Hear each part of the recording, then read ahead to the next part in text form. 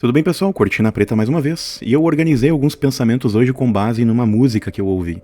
Aliás, é uma música que eu ouço há muito tempo, ela deve ter aí seus 30 anos, mas ela me fez refletir sobre um outro aspecto. O título dela é mais ou menos como se, numa tradução livre, fosse estar ágil ou estar ceifado. Vou colocar assim. Mas a primeira análise que eu tenho que fazer pra vocês é: o problema não é o mundo ser complexo, é a gente viver simples demais dentro dele. Outra coisa que eu separei daqui, ó. Tem coisa que não te prende pela força, te prende pela distração.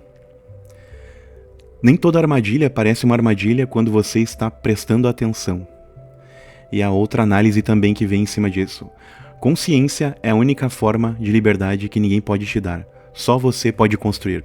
Então, já por isso aqui, eu já digo a vocês, comentem aqui embaixo os aspectos do que vocês observaram dessas frases e, óbvio, deixem o like. Mas, vamos à próxima parte aqui, a próxima análise. O que essa música, qual a temática que ela traz? Eu anotei os pontos aqui para poder trazer isso para vocês. Existem estruturas de poder que operam nos bastidores. E não sei se vocês já ouviram falar sobre, além da lista do Piriri, a lista do Epstein. Então muitas outras coisas, muitos outros véus com o tempo vão começar a cair. E a gente vai começar a tirar um pouco dessa matrix que a gente está imerso, de achar que o mundo ele é tranquilinho. Isso para quem já não despertou para isso, né?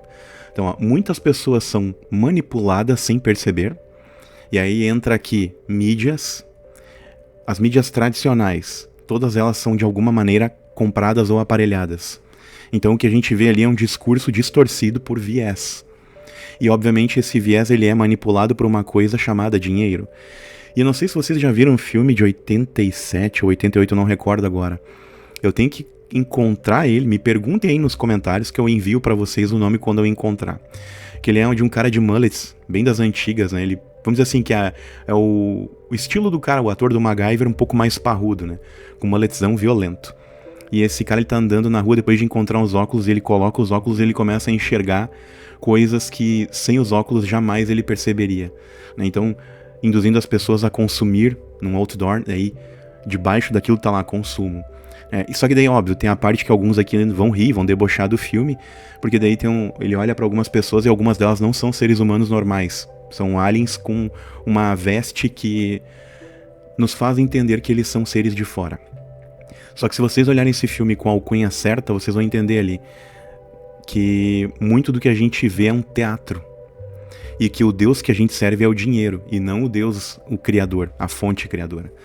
Então, ó, ganância e interesse estão acima de valores humanos. Tá aí a questão que eu falei do nosso Deus ser o dinheiro. E quem não está atento acaba sendo engolido por esse sistema. Fato. Então quando a gente vê, por exemplo, coisas acontecendo com pequenos povos, né, e pequenas províncias e grandes potências mundiais entrando em conflito, e aí a gente pode citar aqui, tranquilamente, Rússia e Ucrânia, Estados Unidos e Irã, são grandes potências com nações maiores e todo um poder investido em a parte belicosa, vamos falar assim, contra nações, né, províncias menores, que tem lá suas potências, terras raras e assim vai, né? Então, vamos lá. Qual que é o ponto central? Então, não é o medo, é um alerta para que vocês prestem atenção. O mundo não é ingênuo, então você também não pode ser. A outra percepção que eu devo transmitir a vocês. Então, nós vamos até para tópicos aqui, que daí é bem interessante. Ó. Existe um jogo acontecendo e nem todos percebem que estão jogando. Nem tudo é transparente. Há camadas invisíveis nas decisões que afetam a vida das pessoas. Tópico 2. A passividade é o maior risco. Não é sobre a velocidade física, é sobre a consistência. Quem não questiona, quem aceita tudo. Ou seja, por isso que muitas vezes quando a gente vai a alguns centros religiosos, quando tu questiona algumas coisas, tu já é logo expulso ou convidado a se retirar. E vejam bem, tá? Uma coisa que eu recomendo a vocês, não questionem dentro da empresa. Lá vocês vão ter que respeitar a hierarquia. Empresas não são democráticas, empresas são uma mini ditadura. Tem a liderança, tem que respeitar as hierarquias e ponto. É o cara que paga o teu salário, então tu tem que obedecer o que ele quer. Não existe democracia em empresa. Tu pode dar uma sugestão dependendo do contexto, senão às vezes é melhor tu guardá-la pra ti. ok? Mas agora, líderes religiosos, e é por isso que eu falo muito aqui do não ter religião, e sim ter espiritualidade. Eu, por exemplo, não leio a Bíblia com a frequência que eu gostaria, mas volta e meia eu passo ali e dou uma folhada. Isso acontece, sei lá, pra não ser mentiroso com vocês, tem meses em que acontece toda semana, tem meses que acontece 1 ou 2 vezes, tá? Então vamos lá. Poder sem consciência gera abuso. Olha aí, ó. Então, tem uma crítica, né? Esses são tópicos que eu anotei porque ela é uma música que atrai uma profundidade. Muitos de vocês não vão gostar do estilo do som, mas se prestarem atenção na letra, ela é bem rica em valores que a gente não percebe. Então, ela critica diretamente as elites e os sistemas que colocam lucro e controle acima da ética. Por isso que eu citei dos conflitos, né, para não falar outra coisa. Quando que, vamos lá, em sã consciência, para vocês é justo nós, aqui, tanto homem quanto mulher, vamos colocar no balaio que todos tivéssemos que ir para um grande conflito. E que esse grande conflito são determinados por senhores, que entre si eles não resolvem as coisas, com acordos, e aí eles vão lá e simplesmente para tomar alguma coisa que lhes é útil, eles colocam nós para ir lá apertar os gatilhos. Aí tu fica assim, tá, mas por que eu tenho que ir lá e ceifar com o meu irmão? Né? Entendam isso aqui. Né? Ceifar com um cara que ele tem a família dele, tem as suas origens, e por que eu tenho que ir lá entrar em conflito com um cara que eu nem conheço, que ele tem a família dele, e que ele também não gostaria de estar aqui em conflito? Por que nós temos que agir em prol de uma disputa da qual a gente não gostaria de fazer parte? E aí agora tem muita gente que vai chamar assim, o cara aqui é bunda mole, é fraco. Tem que ir lá e tem que entrar mesmo em conflito. Cara, mas por quê? Se o propósito, o objetivo ao qual os caras querem, eu nem compactuo às vezes. Aí eu sou obrigado a ir lá defender a bandeira do meu país, sendo que o meu país nunca me consultou se eu queria entrar numa guerra. E vejam bem, tem gente que vai pensar assim, esse é o típico cara que se vier alguém tentar fazer algo, assaltar a família dele, ele não vai reagir ou não vai tentar defender. Não, muito pelo contrário. Isso é uma coisa que me motiva. E esse é o ponto onde eu defendo as armas. Porque imaginem vocês, o mundo inteiro não tem armas, ok? Ninguém. Mas aí vem um cara com uma faca é permitido a gente usar. Uma faca é pra cortar carne, é pra cortar objetos, ou uma tesoura. E o cara vem, e aí assim, eu tenho uma limitação física, ou algo, sei lá, no momento eu tô um pouco enfermo, tô fraco, eu não tenho como entrar em luta com o cara. E aí eu tenho minha família pra defender. Eu vou deixar simplesmente o cara levar tudo e clicar um negócio? Não. Eu tenho daí a obrigação de defender. E por isso é o momento onde eu defendo. Mas agora, pergunto a vocês, ou então, se não existisse nenhum tipo de arma, nenhum, tá? Aí o mundo talvez seria justo. Tu iria levar umas porradas, mas tu sobreviveria. Mas cara, não tendo isso aqui, o cara pode pegar um pedaço de pau, qualquer outra coisa, então não adianta. O mundo, do jeito que ele tá hoje, ele precisa. Ele precisa. Mas um dia nós vamos evoluir ao ponto, e eu tô falando de parte mental, de não precisar disto. Só que por enquanto é um mal necessário. É algo que a gente precisa carregar e se conscientizar. Mas agora, o conflito mundial de eu ter que ir lá e entrar em atrito com um cara que eu não conheço, vocês entendam aí o que eu tô querendo falar subliminarmente. E aí apagar com a existência do cara por conta de algo entre senhores do mundo. Isso não é uma Matrix? Claro que é.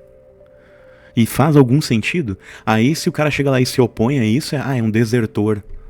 Aí tem os desertores de consciência e o de não consciência, que inclusive tem um outro filme lá sobre guerra que fala sobre isso. Que é o cara que...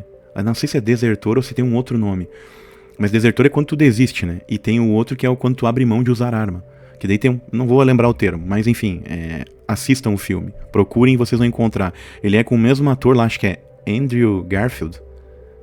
Não sei o sobrenome do cara direito. Mas é o cara que fez o Homem-Aranha após o Tobey Maguire. E antes do Tom Holland.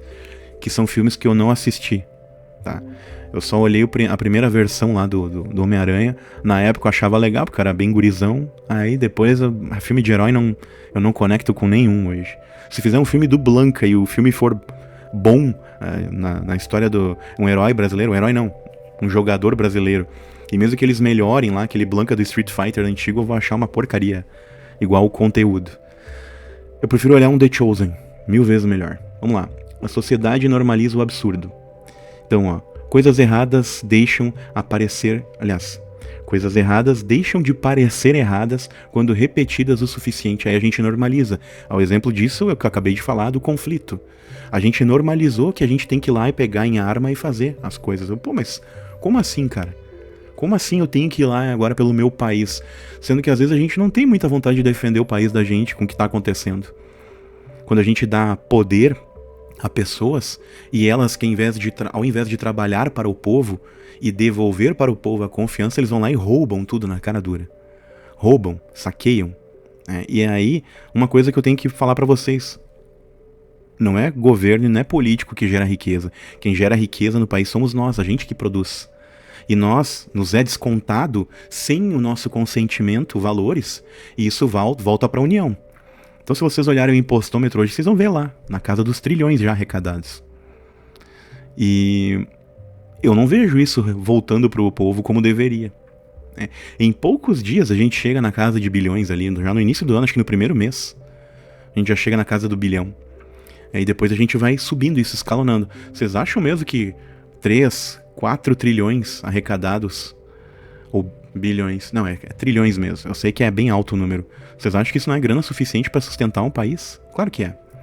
E que para ele voltar para os 200 milhões e pouco aí de brasileiros, né, 216, 214, não sei exatamente o número, porque isso constantemente vai oscilar, né, para cima ou para baixo.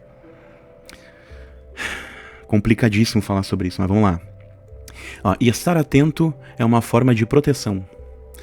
Não é paranoia, é lucidez. Perceber padrões e evitar cair neles. Então, o que essa música ela quer transmitir? Tá? O nome dela é Be Quick or Be Dead. É uma música do Iron Maiden, ali dos anos 90, acho que 93, não, ou é 80. Pô, mas enfim, eu sei que pra vocês, muitos de vocês são, mas que banda, tem gente que aqui que é coisa chata, essas músicas rápidas, com essa guitarra esganiçada e esses caras gritando. Mas quando a gente vai pra letra, pra alcunha da profundidade do que ela significa, né? Então, não é sobre ser rápido, é sobre não viver distraído. Não é sobre perigo extremo, é sobre a consciência interna. Não é sobre medo, é sobre clareza. É sobre tu conseguir ter consciência do que está acontecendo. E não é sobre lutar contra o sistema. É sobre não ser absorvido por ele. Então, aquela música, ela passa uma mensagem sobre conflitos. Vocês conseguiram captar, né? Mas ela, na realidade, ela é muito mais do que isso. Ela é para que a gente tire os véus da nossa cegueira. Do nosso confiar. Não, o mundo tá tranquilo. Não, cara. O mundo ele está num momento de ebulição. A qualquer momento a gente pode ser convocado para coisas que a gente não gostaria. E aí que eu acho que é o grande momento, talvez, de um despertar espiritual, né? E é isso que eu falo aqui no canal. Eu não gosto de religiões. Porém, eu não sou contrário a elas. Eu acho que o mundo ele não está pior por causa da religião. Mas tem muita religião servindo o Deus dinheiro, não o Deus lá de cima. O Deus grana, o Deus do papel. O Deus que transforma as coisas em compráveis. Passíveis de adquirir. Só que a gente esquece que a gente vai adquirir enquanto estiver aqui, no outro plano. Tudo que tu adquiriu, cara, inclusive essa roupa que eu tô vestindo, nada disso é teu. Te é aqui permitido fazer as trocas porque tu ajuda alguém do outro lado que tá produzindo. Então é para isso, é para que exista fluidez. Porém, existem dois deuses que a gente serve. Um é a grana. O outro é a confiança lá em cima e saúde. Que andam juntos, obviamente. Então, faça essa reflexão daqui pra frente. Não pensem nas coisas tão nessa Matrix. E por que eu comento isso? Eu tenho amigos meus que ganham 5 dígitos ou mais, e o cara tá sempre focado no ter a melhor casa, ir no melhor sushi, comprar a melhor roupa, ter uma mansão, ter o melhor carro. Não tá errado tu querer o conforto. Eu sempre bato nessa tecla. A única coisa é, precisa de tudo isso? Aí agora vem um lado meu que o pessoal vai pensar, pronto, tá vindo agora o comunista querendo dividir tudo de todo mundo. Não. Mas eu digo a vocês, de que adianta tu ir à tua mesa comer, sabendo que tem pra ti, pros teus que estão ali contigo e pras próximas 10 ou 15 gerações após vocês. Isso é uma reflexão, de verdade. E que tu tem o valor pra comprar essa comida para os próximos 15 anos da tua família inteira. E aí tu vê um irmão teu, que às vezes estudou contigo, que às vezes um dia te ajudou com a cola na escola, ou que, sei lá, em algum momento ele te estendeu a mão, de alguma maneira. Ele te trouxe algum benefício. Ele te ajudou. E aí tu sabe que na mesa dele não tem o que comer. É sobre isso que eu falo. Não é o partilhar as coisas fazendo uma doação onde a gente nem sabe onde vai parar. É aquela coisa silenciosa, onde tu pode fazer pelo próximo sem ninguém ver. Isso sim. E essas são as coisas que nos geram a salvação. Vocês sabiam que só a caridade nos salva? De qualquer coisa. Pode ir na melhor igreja do mundo, pode ir no melhor sacerdócio, templo, o que vocês que pretendem chamar igreja, enfim. Nada do que a gente vê lá de pregação ou daquele papinho bonito ajuda em porcaria nenhuma, desculpa o que eu tô falando, mas é a verdade, se dentro de vocês não existir uma centelha de compreender que o que a gente tá fazendo aqui é divino e com a permissão do Pai Maior é que a gente consegue. E outra, que somente quando tu ou doa o teu tempo para alguém, ou doa alguma coisa que trará conforto para alguém, seja com uma comida, seja com a tua cama quente, seja com um chuveiro quente, um banho para a pessoa, com esse tipo de acolhimento, isso é o que nós devemos pregar daqui para frente. Aí tem um monte de cara pensando em conflito para disputar as coisas, em compensação tem um monte de gente enferma precisando aí de doação de sangue, ou precisando de um prato de comida, ou de uma cama quente. E eu não tô dizendo que tu tem que pegar a primeira pessoa na rua e acolher ela e levar pra dentro da tua casa sem saber o perigo que ela pode te oferecer, mas faça isso com alguém que tu sabe que precisa. Acolha, ajude. Às vezes não precisa muito, às vezes um saco teu de feijão ou de arroz de 1 quilo, que pra ti não vai mudar nada na tua vida, em alguma mesa vai fazer uma tremenda diferença. É sobre essas coisas aqui que eu não posso dizer que eu falo sobre isso, que eu ministro, que eu prego, mas é a mensagem que eu quero espalhar aqui. Façam o que vocês podem fazer e o que está ao alcance de vocês e que não vá tornar vocês menos confortáveis ou mais pobres, vamos dizer assim. Mas façam isso. Não é nem por ti nem pela pessoa. Pode ser pela tua salvação. Mas se a tua intenção é boa, de pelo menos, não, eu tô fazendo o bem olhando a quem, não tem problema, mas eu sei que eu tô fazendo a minha parte. Isso já basta. Isso tá acima de qualquer coisa que a gente siga de dogma religioso, de mandamentos, de ir pra igreja e ficar em pé, ajoelhar, orar, rezar e fazer lá, seguir a disciplina, a doutrina ou a cátedra do que tá lá ordenado. Ou quem vai em algum outro, sei lá, algum outro tipo de ministério, não sei o que dizer. Quem vai tomar passe e tudo, qualquer coisa que vocês façam ao ponto de caridade é infinitamente muito maior do que ir lá apenas para ouvir a palavra e ficar com as mãozinhas juntas. Isso não vai salvar vocês. O que vai salvar são as tuas atitudes. O que tu pensa, o que tu fala. E detalhe, todos nós pecamos em algum momento, a gente erra. O detalhe é ficar repetindo os erros. Repetir padrões é muito pior. E é sobre isso aqui que essa música fala. Na verdade, o aprofundamento dela é este, é uma reflexão. Claro que tem lá a parte que eles fazem o chamariz de atenção pro conflito, óbvio, né? Porque senão eles não venderiam o álbum.